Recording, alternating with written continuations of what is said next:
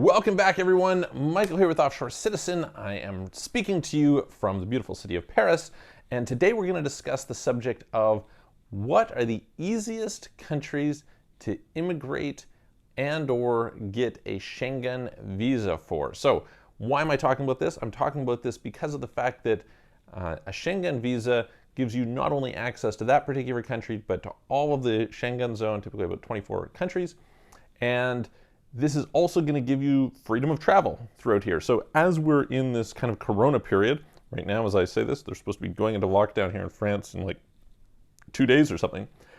This will give you a lot more potential freedom, which is pretty great, not to mention potentially leading to a citizenship. All right, before I dive into that subject, which we will cover, also some that you don't have to be citizens or residents, like you don't actually have to spend much time there at all. We'll cover that at the end. Before we get into that, click the subscribe button, click the notification bell, and if you like the video, please click the like button. Now, if you're interested in help with getting residencies for Schengen Zone, getting citizenships for the EU, for any part of the world really, but the ones that are actually possible to you, then please reach out to us. We're happy to help you with international tax planning, asset protection, company formations, running your business, lowering your tax, all these types of things. You can book a call with me, clarity.fm/Michael Rosmer, or you can check out our websites, offshorecitizen.net, offshorecapitalist.com. So let's dive into it. All right, so for me personally, this is an important topic. Now, there are some places that you can get residency fairly easy that are not in the Schengen Zone. For instance, I've put a bunch of content out about Bulgaria. Bulgaria is pretty easy for somebody abroad to come and to get a residency within Europe. And the good news is that can lead to citizenship, which can then give you pretty decent citizenship and access to a bunch of the world. And you can do that either by coming under a normal visa, or there is an investor visa that kind of gives accelerated citizenship, which can also be good. But today we're not going to talk about that because I want to focus specifically on the Schengen Zone. And this specifically because the Schengen Zone is kind of borderless travel, right? Once you're in one country, you can travel to all the others. So for instance, it is not uncommon for somebody to have a Schengen visa somewhere else and to live in Spain, right? And so maybe the person doesn't want to actually go through the process in Spain, although there are some programs in Spain that you may want to take advantage of. But those are not going to be the ones that you're particularly interested in for whatever reason, right? This is going to be about what are the ones that you can get it pretty easily, pretty inexpensively, fairly quickly, that will give you all that travel freedom. And this is a great way for you to work towards a second citizenship, like a good quality second citizenship, right?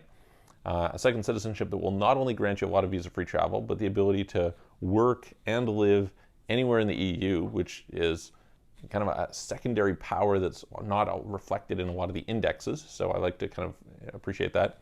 And in this time of Corona, like I said during the introduction, once you're in the Schengen Zone, your ability to travel around is much greater than coming from outside into that area. Okay, so let's dive in.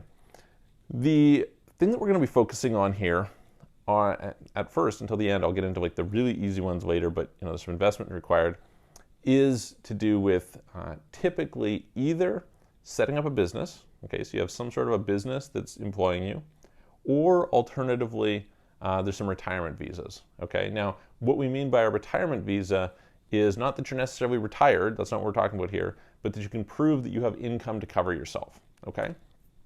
And we're gonna go through the top.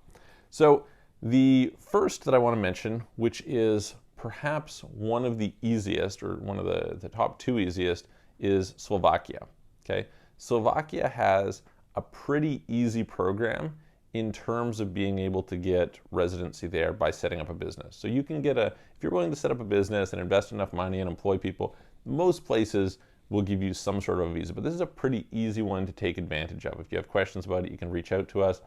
But for a fairly modest investment into your company, which is money that you can actually spend, and for relatively low in terms of the cost of getting set up and the legal fees, etc., you can get a Slovakian residency, and that can carry you quite far. The number two, which is pretty similar to Slovakia in terms of kind of their requirements, etc., but I would say a little bit more challenging in a couple other ways, is you have Czech Republic. Okay, so Czech Republic and Slovakia, interesting, it used to be Czechoslovakia. have some similar programs, and so there's a reasonable path there. And both of these, by the way, are paths that lead to citizenship. So if you're willing to go through the process, it takes, a number of years, and you have some requirements to fulfill. But if you're willing to go down that road, these are options for you, okay? What's the next one? The next one to look at is Lithuania. Now, Lithuania, again, pretty easy, not too expensive. Okay, you have to be willing to, get yourself set up and, show up and connect with the community and things like this in terms of having a business. But for relatively little money, you're able to go and to get that taken care of. So good option for a bunch of different people. The next one that is the one that I want to kind of really emphasize here as being, I don't know that I would actually do it, is Spain. Okay, so Spain has a couple different programs, both on the entrepreneurial side and on kind of the retired person side. The problem I have with Spain is it's pretty aggressive on the tax side. So I have some videos you can check out previously where I've talked about tax structuring for residents of Spain, but Spain is a little bit concerning in that regard. Although I love Spain, it's a beautiful place. There's, it's a great place to be during a lot of the year. The weather is good. It offers a lot, etc. Spain is not necessarily a place that if you're looking from a tax-friendly standpoint, it's just not so great. So, a lot of people maybe aren't planning on being there the whole year anyway, so it would work for them to get something like a Slovakian or a Lithuanian or a Czech visa and spend a bunch of the year in Spain, right? That would be a perfectly reasonable option for them. So there's that. In my opinion, probably the best, if you're not talking about an investment, we're going to go to the investments in just a second, but if you're not talking about an investment, probably the best in terms of ease and kind of the path to citizenship is Portugal, okay? So Portugal is our number 5, all right? So our 5th, and I would say maybe our best, is Portugal, okay? So Portugal, you have 2 basic paths that we can use. The one is this retirement path, right? What's called a D7 visa, and the other is an investor visa. Now, why do I like Portugal as compared to some of these others? Now, normally you have a minimum stay requirement of 6 months. Okay, so you're like, all right, great. I have to be in the Schengen Zone for 6 months. Now, technically, you're supposed to be in that country, but in reality, because there's no borders, you can potentially not spend all that time in the country, and this is, a beneficial thing for you from a lifestyle standpoint if you say are interested in the program in Slovakia, but you don't necessarily want to live there, even half of the year, right? In fact, maybe very little of the year. You can kind of have some freedom to roam. That's kind of the in practice versus the on paper side of it.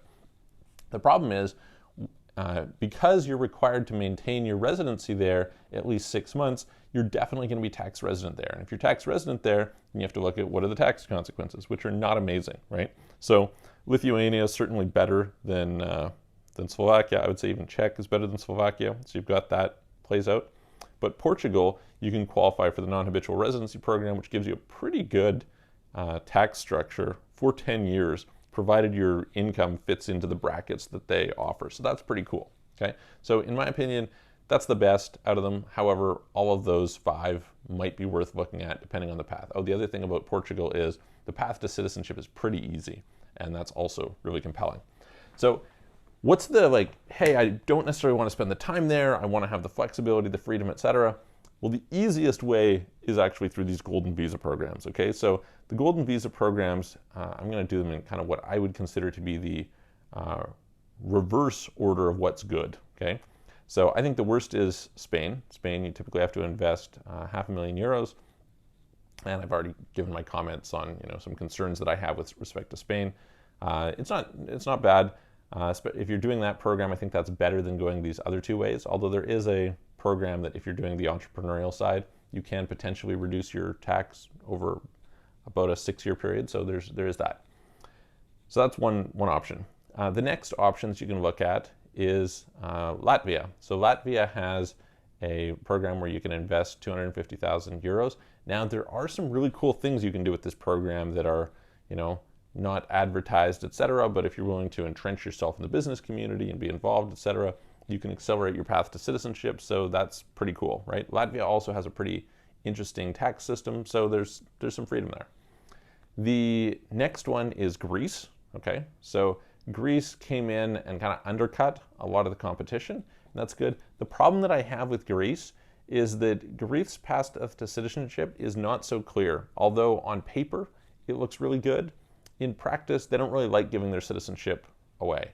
And this brings us back to what I think the best option right now, which is Portugal. So Portugal, you can invest as little as 280,000 euros. It does depend where you invest, and so whether that's going to fit for your circumstances or not. Sometimes it's 350, it could be as much as 500. But you can make this investment. That investment can be secured and protected and things like this, or it can be in property of your choice. And it can lead very easily to citizenship with very minimal stay requirements. So personally, I think that you get a nice climate, you get a country that's pretty easy to deal with, you have some tax favorable consequences, you have an easy path to citizenship, you have a relatively low barrier to entry. In my opinion, that's kind of the best way to go. But each of these other ones offer a really quick way. So anyway, those are at the moment probably the best ways to immigrate to the Schengen Zone, to get yourself that freedom pretty quickly, pretty easily, pretty inexpensively, and all potentially can lead to citizenship. So that's pretty attractive if you're looking to go down that route for yourself, for your family, for whoever. If you'd like some help with all that, like I said, reach out to me. You can book a call, quartia.fm/Michael Rosmer. We can talk about other options as well. For those of you who haven't already, click the subscribe button, click the notification bell, and if you like the video, please share it with your friends. It would really help us out. Click the thumbs up, the like button. It's a great thing when you smash the like button, as they say. And yeah, check out our websites, offshorecitizen.net, offshorecapitalist.com. Put a note in the comments if you have some questions, if there's another program that you think is really interesting. And I'm going to see you guys on the next video.